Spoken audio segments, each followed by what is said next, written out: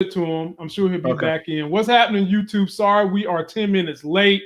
We had a little snafu. Sometimes you have those technological snafus, but we're in the building for you. B. Avery is going to be with us in a minute. But right now, you got the original members of the Life Gains Current Culture. Me, that living legend, Larry. Yes, people, he is a living legend. You have to cherish his ass with his Black Love Matters shirt. How you doing, my brother? I'm feeling that black love today, man. Feeling that black love. You know? No doubt. Ladies and gentlemen, I promoted that we would talk about this brother right here, but we might move that till Friday night. Yes, we're gonna get to Derek Jack's jacking off ass, and I ain't talking about in his hand. We're gonna get to Derek Jack, but we're gonna probably save him for Friday because this is our short show, so that people can get a chance to go and watch SnowFall. So, like I said, in a second, B. Avery is going to join us to give us his opinions on the Snyder Cut, and we've got the Snyder Cut review. We've got news about Snyder Cut 2. We've got a Marvel release dates for this coming year, and we've also got some more DCU news. So we're going to dive into all that, but we're going to start this thing out with the end video, the last video you saw on the Snyder Cut right here. How many alternate timelines do you destroy the world? Because, frankly, you don't have the cojones to die yourself. Where are we holding up? Somewhere I'll never suspect.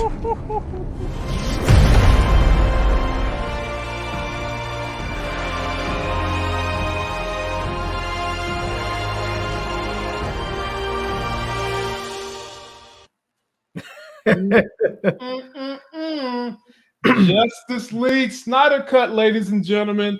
I think it's fair to say we did enjoy it. I'm still not ready to take that leap of faith and say it's better than Marvel, but damn it, it was a whole lot better than what they gave us in theaters. And my brother Larry, I'm gonna let you jump on it first. Thoughts on the Snyder Cut Justice League? And ladies and gentlemen, welcome to the show. Just my opinions, Brandon Avery. Hello, hello, hello. B. Avery in the building, the man with the magic mic. Right.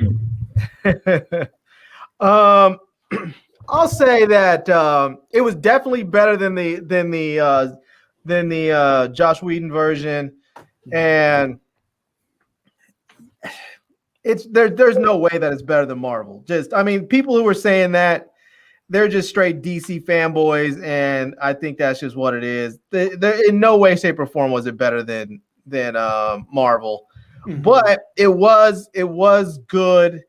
It was too long, I think. 4 hours, I think, was too long. I would have willingly accepted 4 hours had they given us some new scenes. Like if they had shot new scenes and given us new scenes instead of just sort of extended scenes.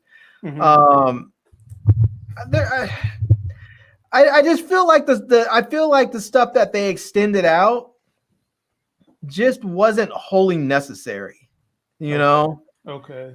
But it was still good. I mean, this movie could have been 3 hours and I would have been happy, you know?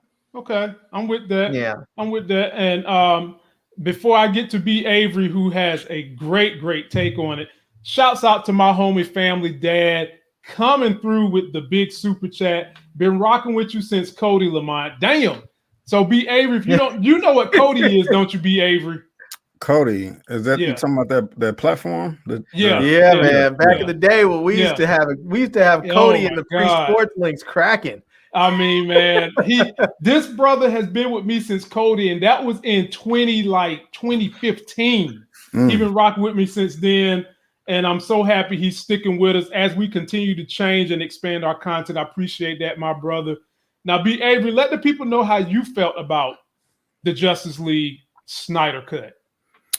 Well, I went in with high expectations, given all of the news that was coming out about it, you know, the length and with it being rated R. I was saying to myself, you know what? I didn't hate the 2017 one. This one right here, I can't imagine it being any worse. And it wasn't. It actually met my expectations. I won't say it exceeded them, but it actually met my expectations. So by the end of the movie, I was very satisfied. Okay. Even though I was really pissed off with the way that BVS turned out, I was very happy with the way this turned out. I thoroughly enjoyed it. It still didn't need to be 4 hours. You know, I think the sweet spot could have been around 3 hours and 30 minutes. Right. You know, there are definitely some things that could have been cut out. And you know, if you want to go over it, we can. Okay. But this was I was you was talking about better than Marvel or Avengers. I won't go that far, but I will say, and it's not better than Infinity War.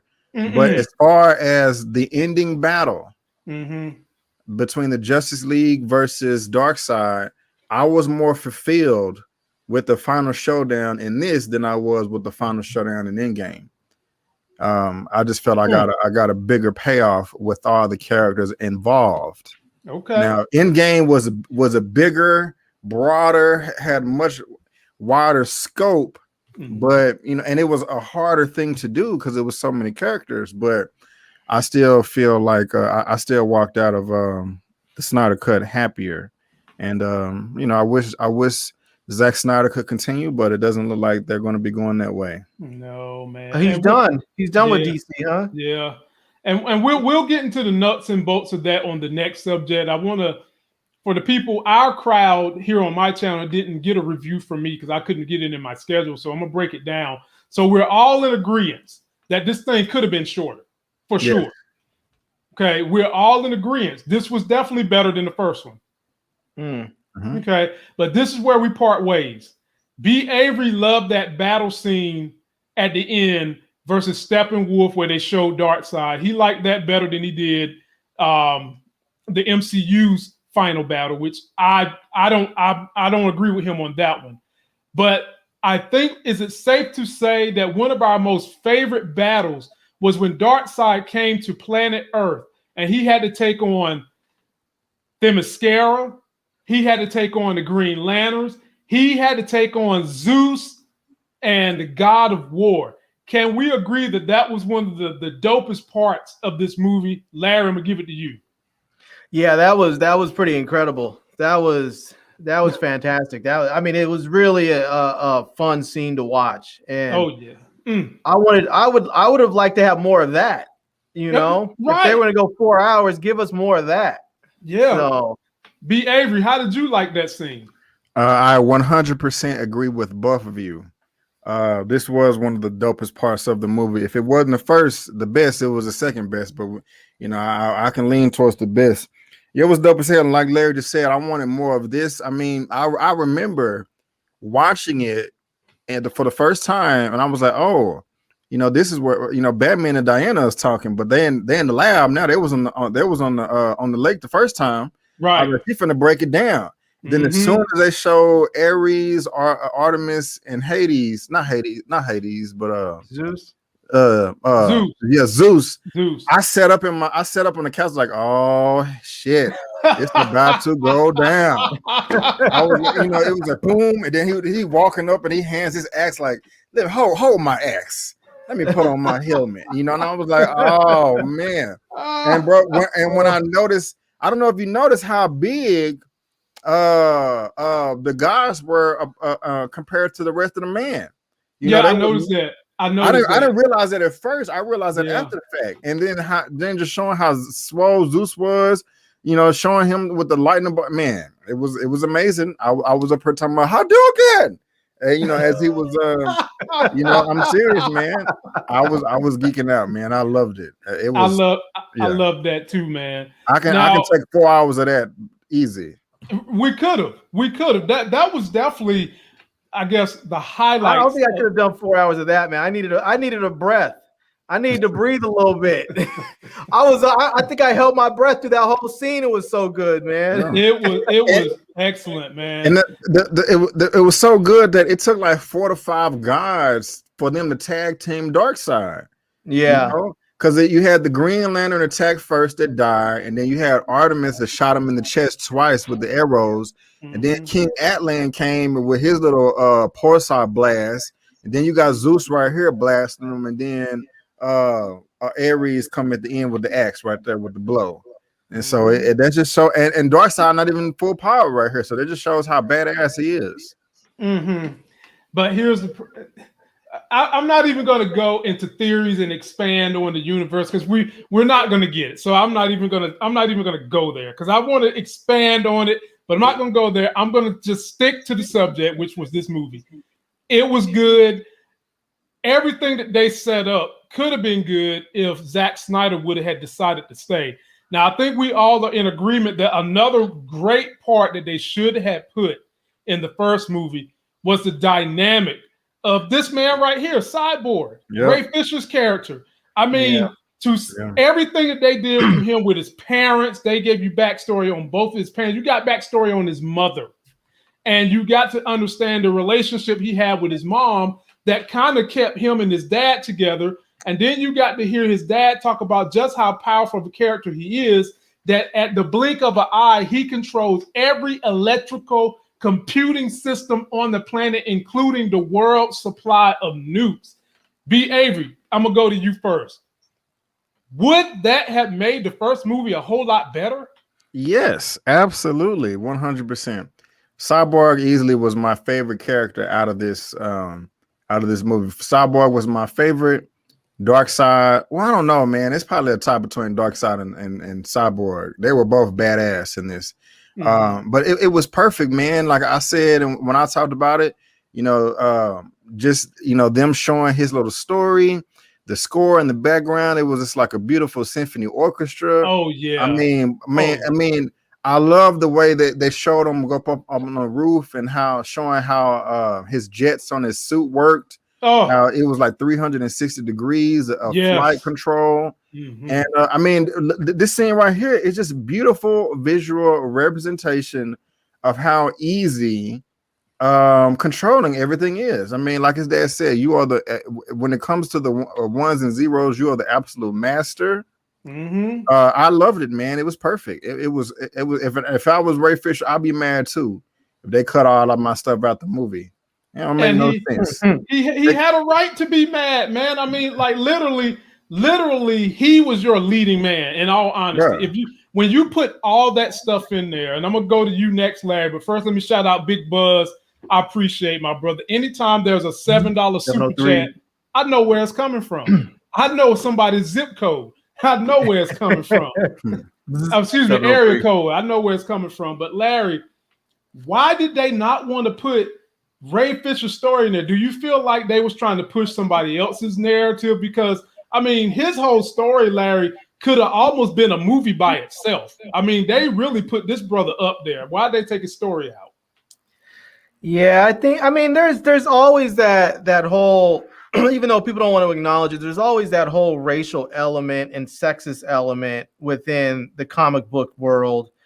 And where you have these young guys that love comics, but a lot of them are young white dudes, and they are now older, getting to be middle-aged and older white dudes that are very oftentimes racist and sexist, and they don't want to see a powerful character that's black, and they don't want to see a powerful character that's a woman. And so, to bring someone like that to the forefront just sort of poo-poos all their ideas of their white male superiority. And so, that's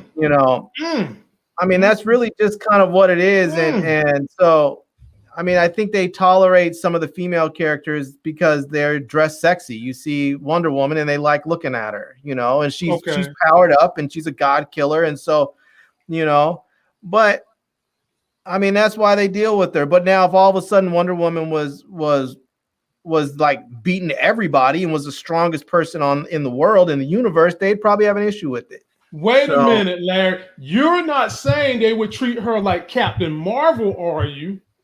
Now, here's the thing with Captain Marvel. Captain Marvel's character is very, very cool. I love the Captain Marvel character. I did not like that movie. What? I thought the Captain Marvel movie was probably the weakest out of the whole MCU bunch so far. The weakest? I thought it was the weakest. I love the character of Captain Marvel, and I like the story of where they could go with it, with the Skrulls and the Kree and all that. But I just didn't like the movie. It just didn't it was missing something. Like I like this, like when they brought Captain Marvel into to Endgame, and they had all the women working together. You had Captain Marvel and Okoye and who else was there? It was like there was like 5 altogether, right? You had Scarlet Witch, right? You had all of them. But that was a fantastic scene. I know there was talk about doing a movie with just like the women of that, and it's fine. I don't know if it's something that has to do with, because I know it was I can't remember the woman's name who directed Captain Marvel, and I don't know if it's just something about the styling that women do with movies versus the way men direct them, and maybe I just need to adjust my ideas, my thinking, and my feelings so that I can more accept how their direction. But I don't know. I didn't like it that much. It was the weakest of the bunch. Okay. And you like Iron Man 2 and 3 more than this one? Yeah. Wow. Whoa. Wait a minute. Did you like the very first Captain America more than Captain Marvel? I actually liked the first Captain America.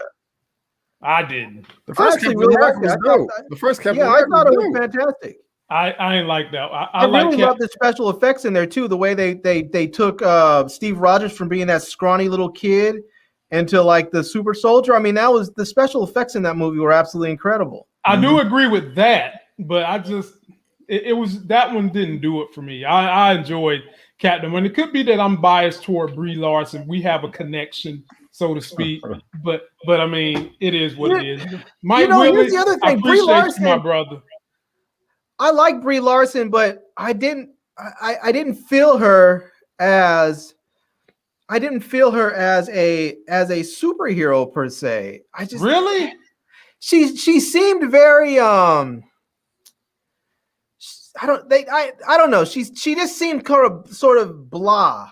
And I've I think it was maybe it was the way they wrote her character. Maybe it was the way they directed her. I feel like maybe they needed to turn the volume up on her. Like she had some little sort of like funny, snarky things that she would say often, like they do in Marvel, which I think is fun and fine.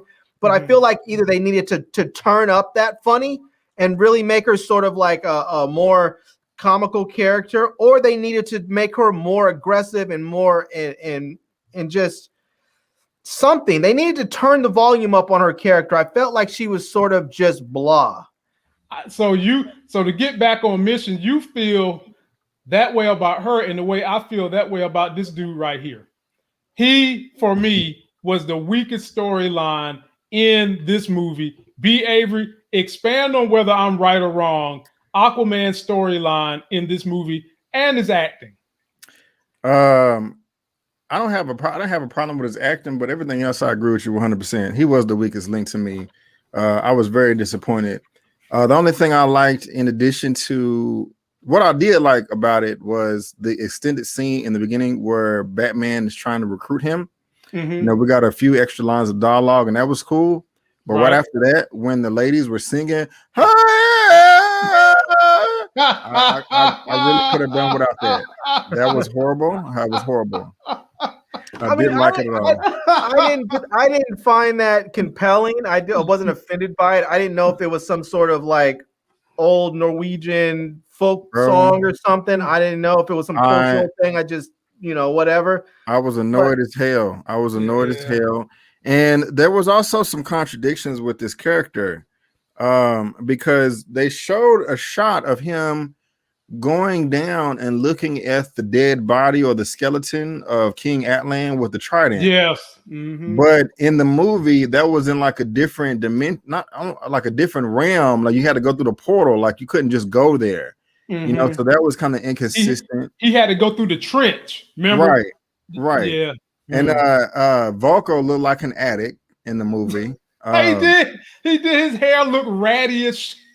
Yeah, you can tell. I mean, you can tell that they weren't just too clear on how to design how to design the Atlanteans, because it was just a completely different take from the movie. So I didn't like Aquaman. I mean, when he got with the rest of the Justice League, it was cool.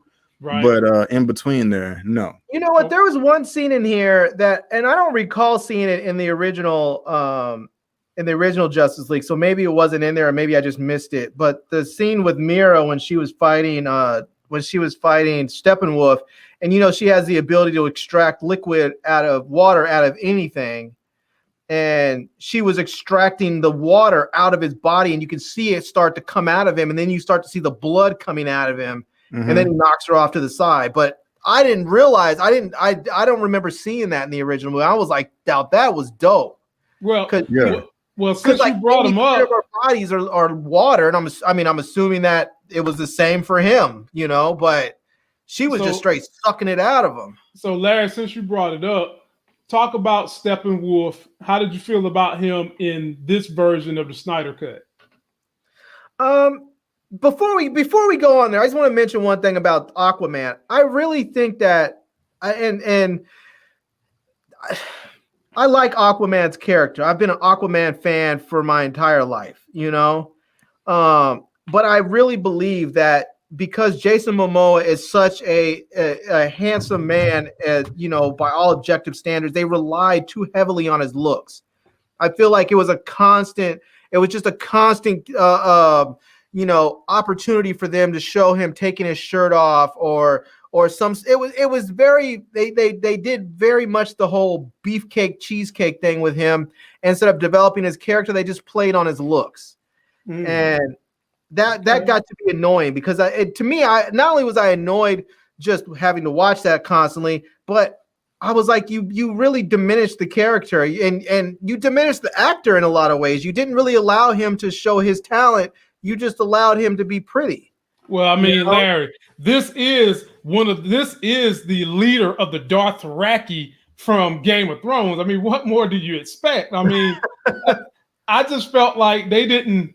I felt like they was forcing too much with him that wasn't funny. His jokes wasn't landing. It felt like they was trying too hard to make him cool.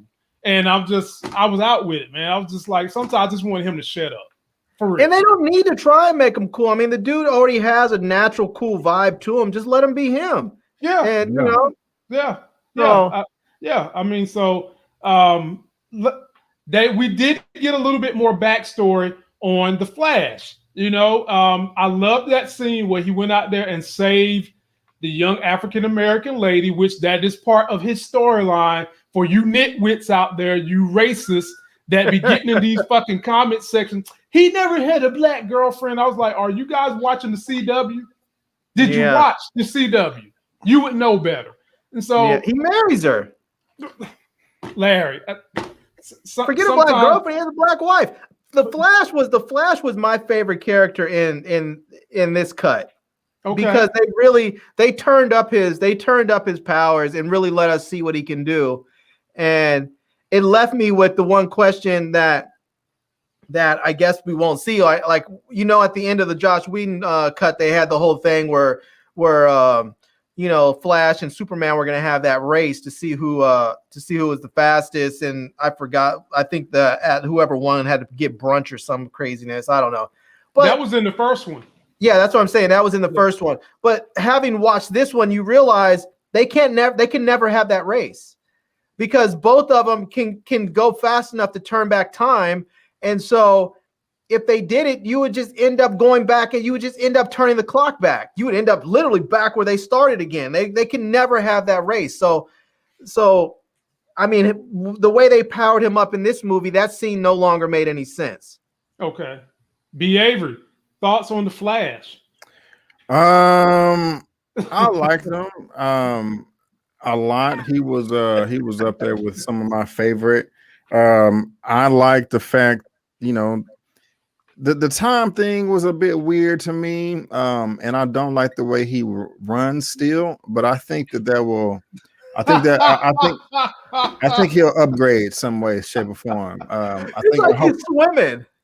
Yeah, it's weird. I mean, the scene with him at the end where he was like, "Hold up," and that looks like the Flash from the dreams, the nightmare sequence. It is. Okay. But when he went faster than time, that was a cool ass scene right there. That was so dope. Yeah, that was dope, man. Did you like the way they portrayed this character, B. Avery? Did you like the substance they gave him in this story? Did you like his comic relief? I did. Okay. I did. I didn't buy. One thing that I missed from the Joss Whedon cut in 2017 was right before they was going into battle for the first time against Steppenwolf and the Parademons. He looked nervous, like, oh man, I've never been in battle before, you know, and that made sense to me and fleshed out his character. Because I mean, that just makes sense. I mean, he's just a normal guy that knows how to run fast by accident, but now he's gonna fight alien invaders, you know. I mean, that made sense to me. So I kind of missed that. But yeah, overall, I really liked him. Yeah, I agree. To me, he was the one, like, you know, like Lamar was saying, they kept trying to make Aquaman funny, and I felt like the Flash was the one that really had the good comedic timing. You know, his jokes were on point. They were appropriate for his character type.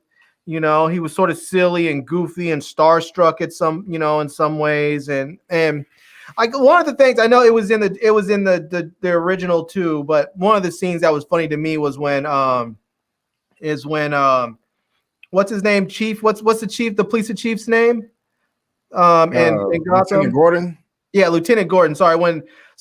He's Chief Gordon in this, isn't he? I don't know. Anyways, Lieutenant Gordon. I know he was a lieutenant at one point. So anyway, let's say with Lieutenant Gordon. So he's up there, and all the rest of them take off, and the Flash is still there, and he's like, "Oh, they really just disappeared like that. They're just gone." You know, to me, I thought that was just hilarious, and that's so appropriate for who his character is. I enjoyed every part of that. And now, fellas, I'm gonna speed us along a little bit so that we can have some time to just wrap it up on some of these other subjects. I do want to cover one thing at the very end, and I want to get you guys' opinion on the Snyder Cut. So overall, you know, I've rated it an 8.5. B. Avery, what would you have given the movie? 9. Larry, what'd you give it? Yeah, I would give it I would probably give it the same. I'd probably give it an 8.5. Okay. I would have given it a 9 if it was shorter. It wasn't gonna be a 10, because I really truly believe in order for that movie to have gotten a 10, I needed to not have Steppenwolf fight that major battle. It needed to be Darkseid that came down and fought the last big boss battle. And because we didn't get that, it wasn't going to be a 10. It was going to be a 9. But if it was probably 30, 45 minutes shorter, I probably would have given it a 9. Okay. I would have actually preferred to be an hour shorter, but I want to get you guys' opinion on Martian Manhunter and this exchange with Batman. B. Avery, how did you feel about it? Do you felt like it was appropriate? Do you wish they would have put it in the original? It was completely useless. Exactly. Thank you. See, ladies and gentlemen, when I tell you this is why I hang around real G's, I don't associate myself with people who want to be fake prophets in any form or fashion, not on social media, not in the church, not in the gym.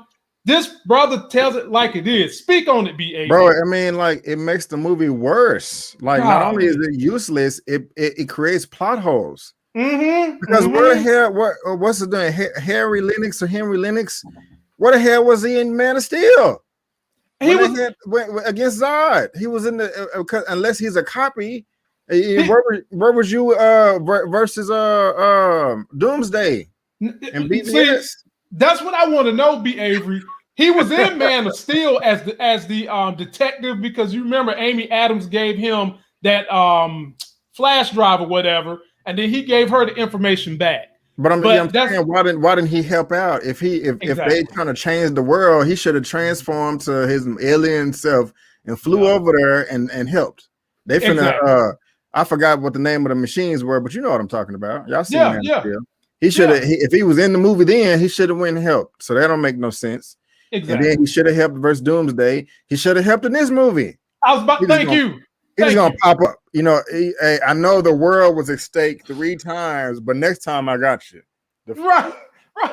Come on, man. What kind of homeboy hookup is that? Larry, talk about hold on real quick. I'm sorry, real quick. And then Ben Affleck, Batman's response, like, oh, hey, how you doing? Who are you? Oh, okay, well, nice to meet you. You know? This is B. Avery. This is Batman. This is Batman supposed to be meeting. Y'all know Batman is a dark character. Batman don't never crack no smile for nothing. And you just up there about to invite the man in for, you know, some drinks on the rocks and shit. What? Come on, man. Yeah, man. God. That was that. They need to cut that out. Yeah. And see, that's some of the stuff we saying they could have cut. Larry, give us your opinion. I feel what you guys are saying, but I was happy to see him. Oh, God. Oh, man, he was cool. But I was just happy to see him, man. And I'm looking forward to seeing more of him if we get to see him again. I totally get what you're saying. I don't understand why somebody hasn't given Batman a lantern ring. I mean, the dude, has he not proven that he's worthy? No. You know? Batman is messed up in the head. Yeah, Batman got messed up in the head a little bit, but he's not any more messed up in the head than everybody else. No, Batman has serious mental issues. He admits it. I mean, now, Larry, he has the will. I would say his will is stronger than the Lanterns, but those issues he's got with his parents and the Joker, they probably wouldn't give him a ring, Larry. The ring would never pick Batman. Now, he's got the will. Don't get me wrong. Ain't nobody got a stronger will. But that's not all that the ring looks for when it finds a new host. So, right. Well, man. I still was happy to see Martian Manhunter in there, and I'm looking forward to it. I get what you guys are saying wholeheartedly, but sometimes you just have a visceral reaction, and I was happy to see it. Yeah, so I wouldn't be mad. I would not be mad to see a Martian Manhunter movie. Just a straight solo dedicated movie. I'm down. We all down. Great. Who's not? I mean, and like B. Avery said, when you talk about plot holes that they've got to. I mean, they can still play this one out though. B. Avery, they still can play this out if they decide to do it. The anti-life equation being on Earth. In the DC comics, it's not on Earth. It's in space somewhere. But the anti-life equation being on Earth, they can still take that and use it. But go back to that again. I got a question too. Yeah, go for it. Go ahead, Larry. You first. I was just looking at. I'll tell you, for whatever reason, I was looking at all the other patterns. I never really realized that there was that Omega symbol right there. Yeah. Oh yeah. Right in the middle. Yeah, that's my question. I never saw that through all these years. I never saw that. When did the Omega symbol mean the anti-life equation? It doesn't. It's all the stuff underneath it.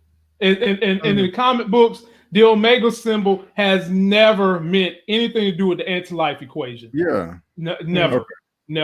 You know, I mean, for Darkseid, that's his story of chasing the Infinity Stones. From all my people that follow Marvel but that don't follow DC, that is his coup de grace to get rid of most of life in the universe, and he controls them.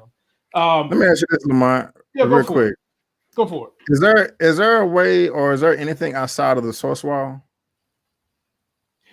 Behind the source wall is where you're supposed to get the anti-life equation from. Okay. That's where that originates in the comics, deep in space behind the source wall. But there's some other goodies in there too. He had this one contraption, man, that he got, and he threw on Superman that he got from behind that wall, B. Avery. He threw it on Superman. It wraps around his body like a rope. And the more Superman struggle, the more it amplifies the deepest pain he can have in his body. Picture that. Could you imagine if we could go get something, wrap it around you like Wonder Woman's lasso, and the more you struggle, the more you feel the deepest, darkest pain you could ever imagine feeling. I mean, man, talk about balls is splitting. I don't want no parts of that. So here's the latest on what's going on with the Snyderverse that we're not going to get. Zack Snyder's Justice League, known to fans as the Snyder Cut, is streaming out on HBO Max and other services around the world, and ends with quite major sequel setup for a huge upcoming battle. As many viewers may end the film very excited for a Justice League 2, in which Batman, played by Ben Affleck, Wonder Woman, Gal Gadot, and company fight against Apokolips' big bad Darkseid. Okay. However, there are currently no plans for any sequel to the HBO Max version of Justice League. This was confirmed by Snyder himself on the I Minutemen podcast, in which the director said, "The reality is, as far as I know, there's no interest / or appetite to do more of these movies from Warner Brothers with me anyway." B. Avery, talk to me. I mean, it's very disappointing.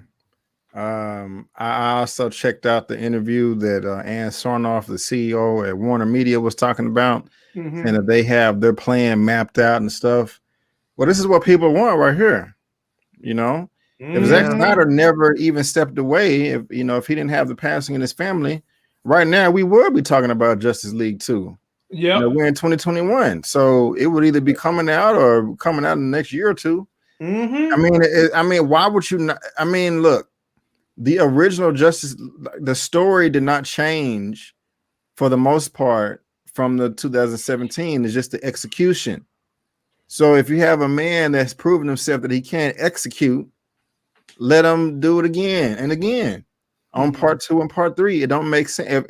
If this is what people are clamoring for, saying, okay, if you give me this, I will give you my money, I will subscribe to your app. Why would you do the opposite of that? Why would you? I mean, it's a coin flip with Warner Brothers and DC. I'm not going to say all their films suck. Some of them are damn good. Some of them are sorry as hell. So it's a coin flip. You don't have no track record like Marvel. So in this case, I don't mind you being reactionary, and specifically being reactionary to the fans, saying that they love this wholeheartedly. It's not like Zack Snyder saying, I want to come in and control the whole DCEU. Right. No, that would be ridiculous. I'm just saying, let him do the Justice League movies. Exactly. Have you a Cyborg movie, like Lamont said. I mean, not Lamont, Larry said, have you a Martian Manhunter movie. You can have you a Green Lantern show on HBO Max and some Green Lantern movies. Because Green Lantern, that story is big as hell. Oh my God! I mean, it's shit. It's huge. And do a show about Atlantis. You have to do Aquaman specifically. Do Atlantis. You know what I'm saying? Do that. And the story in the movie, Darkseid. Well, in one of the comic animations, Darkseid goes to Oa, where the Green Lanterns originate, and he decimates the place. There is rich comic book history where Green Lanterns are fighting Darkseid and also getting into battles with the New Gods, which are basically the people that usually fight Darkseid, that raise Darkseid. I mean, you could do, because they got a New God story coming out with what's her name is directing to be Avery. Oh man, Ava DuVernay. Yeah, I'm not happy about that. But. Yeah, nah, man, I don't know. Look, I'm gonna give her a chance. I'm gonna see what she's gonna do. But New Gods, like I said, touches a whole lot of stuff, Larry. It touches Green Lanterns. Think of New Gods as kind of like DC's version of Eternals, except for one of their issues is they exchange one of their kids for one of Darkseid's kids. And I'm gonna leave it at that. You had to look the rest of it up on your own. But Larry, what do you think about Zack Snyder not being able to get this second Justice League? I mean, that kind of sucks. The only thing that I can think of that may be good coming out of this is maybe he heads over to the MCU.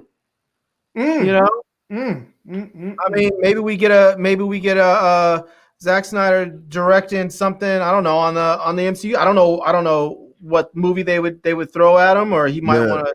The Inhumans. There you go. That could be great. Look, B. Avery, they need to make up for that mess they gave us on ABC. Larry, if you've never seen it, Larry, don't even waste your time. I would love for him to take all those Marvel characters that they had on Netflix, Jessica Jones, Luke Cage, Iron Fist, all of them, and make a movie. Make a really dope, gritty ass movie. That would be awesome. Yeah. Okay. And ladies and gentlemen, be sure to subscribe to everybody's channel that's sitting here. Links are in the video description. You get the best opinions. You get the best information. You get it all from these good brothers on this show. And fellas, it's time for the rapid end because I got about 3 more minutes. So I want to run down 3 quick stories and get your fast opinion. I want to ask you guys one question. Go for it. What do you think about another cut of Wonder Woman 1984? What if they decided they were going to bring someone else in to make a new cut, someone like Catherine Bigelow or something? I'm not tripping. Yeah, because I feel like she can make a gritty hardcore movie. We saw she did it with the Hurt Locker. That was dope. And I wonder if she can come in there and take this sort of softball that they threw at us and really make it a dope Wonder Woman movie. Yep, could happen.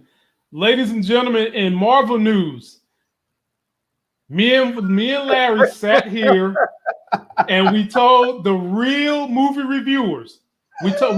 Let me show the face of one of the real movie reviewers. We sat here and we Brandon, told. lead it off. He didn't even want to hear it. We told Brandon Keith Avery. We told E-Man, his real name is Emmanuel Noset. We told them that this movie, not only did it need to come to the Disney Plus show, but it would be coming, and they needed to charge $19.99. Well, ladies and gentlemen, on July 9th, this will be coming to Disney Plus, but not at the $19.99 I said they should charge. They're going to try to hit y'all in the head for $30. Mr. Brandon.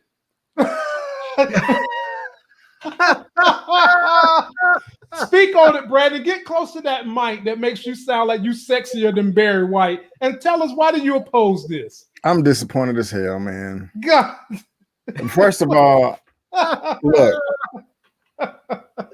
I don't understand why they did both. They moved the date and they're going to put it on Disney Plus. I thought it was going to be either or. Because I was thinking, I was like, okay, it's going to be in theaters because that's where it's going to make the most money. But, you know, I don't think that the pandemic will be safe, you know, in May. So it just makes sense to just push it out 2 more months. It'll be in theaters. It'll do good. So, but they did that and put it on Disney Plus. I don't understand. If you're going to put it on Disney Plus, why move the movie? Why don't you just keep it in May? Because I think what they're trying to do, they do want to get theater revenue, B. Avery, and they are trying to play it safe. Just like you're saying, Disney heeds the warning for the most part of the pandemic, and they want to push it back as far as they can so that they can also get that theater revenue, because honestly, it's cheaper to go to the movie theater than it will be to watch it on Disney Plus. That's the thing that bothers me. Unless you have a whole family watching, then it's cheaper to watch it on Disney I Plus. was really looking forward to just seeing how much money it will make at the box office. The first big movie after the pandemic, to see if people will rush out with it being part of a large tentpole franchise. You know, is Black Widow worthy of making $1 billion? I didn't think Captain Marvel was, but it did. There's no reason why Black Widow wouldn't be able to make $1 billion either. I mean, it's a more popular character, in my opinion. So we're just not going to be able to see that. It's going to be very difficult to measure how successful it is because, you know, it's in uncharted territory as far as the numbers is concerned. So, as long as we get to see it, I'm fine. But I'm disappointed because I wanted it to go only to theaters. Larry, take your victory lap, my brother, because we are prophets in this game, Larry. We keep telling these people, but nobody listens to us until it's too late.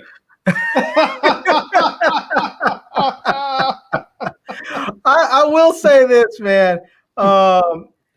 I think that this movie, if they put it in the theaters right now, would not do that well because I think that the demographic for these female-led superhero movies is different from the male-led superhero movies. I feel like these female-led superhero movies are going to have a lot more young girls going to the movies, whereas the other superhero movies will have boys and men.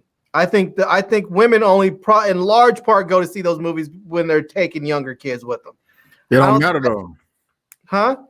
It don't matter though. It does matter because I don't think that most parents are going to send their their 11 to 15-year-old daughters out to the movies in the middle of a pandemic, they're simply going to say, no, I don't think so. Maybe we can watch it at home, but you're not going to the movies. Mm-hmm. Yeah. And so I just don't think this movie is going to do that well in the theaters.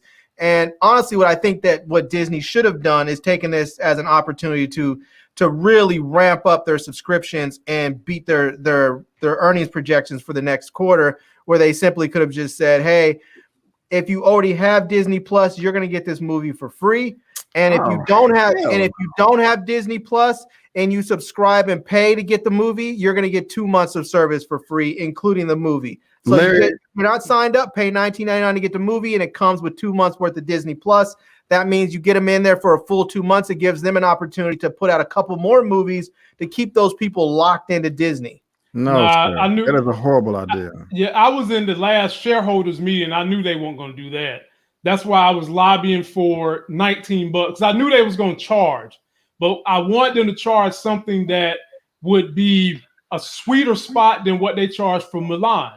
And in that shareholders meeting, they kept hinting around $20. It'll be around $20, and bam, now it's $30. But anyway, I'm starting to wonder if the movie's any good. I just feel like all these movies they keep pushing back, they're pushing them back because they're just mediocre.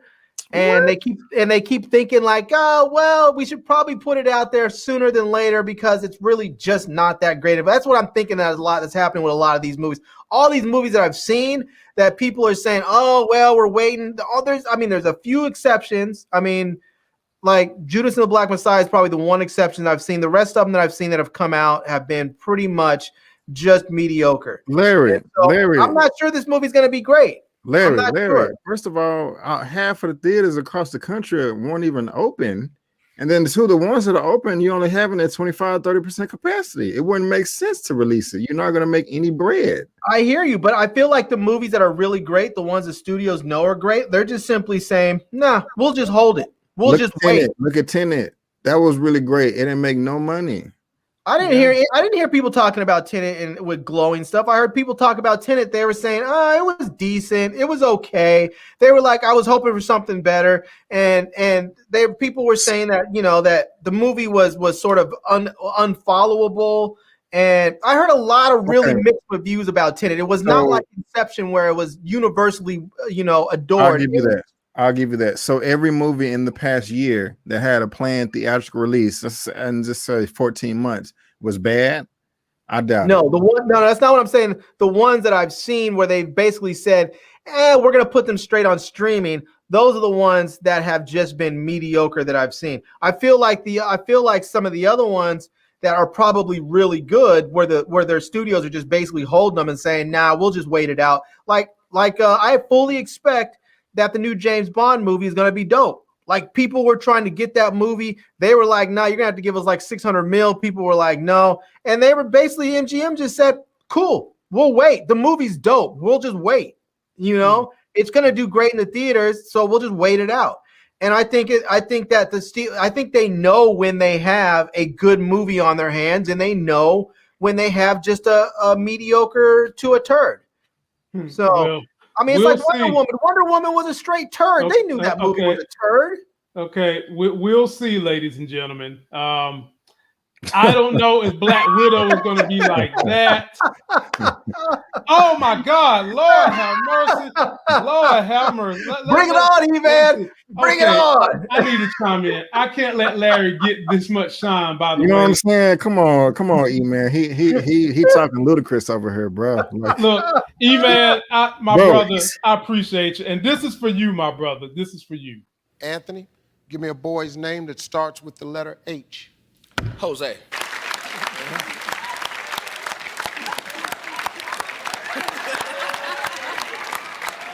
Jose with an H.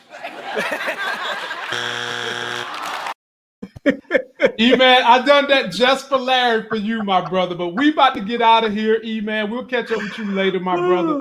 Fellas, anytime we can get together to talk comics, talk movies, it always brightens my day. Thank you to all the audience that came through the super chat with us. Be sure to check my video description link, my related channels, to check out E-Man's movie reviews. Check out Just My Opinion with my brother B. Avery, and check out my brother Larry for all the tech news. We will be back tomorrow night to review this next episode of SnowFall. Then we'll be back Friday night, and who knows, we might have E-Man, Sharonda, and Brandon up here to talk about this next coming episode of Falcon Winter Soldier. So until then, ladies and gentlemen, stay sexy as hell and mask up. Mask up. Mask up. Mask up.